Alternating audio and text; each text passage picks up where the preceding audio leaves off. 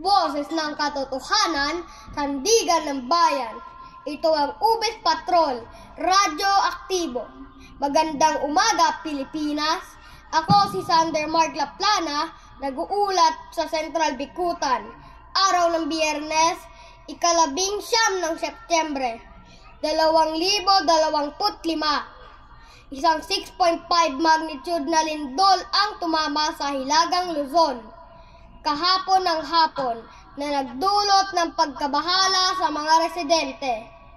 Ayon sa PBOX, nararamdaman ang lindol sa Ilocos Norte, Cagayan at Benguet. Ilang gusali ang nagkaroon ng bitak at pansamantalang pinalikas ang mga tao sa lansangan.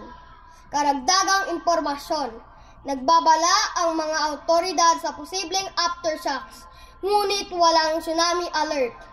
Muli, ako si Sander Mark Laplana, nag-uulat para sa Balitang FL, sa himpilan ng Ubes Patrol. Balik sa iyo, kabayan!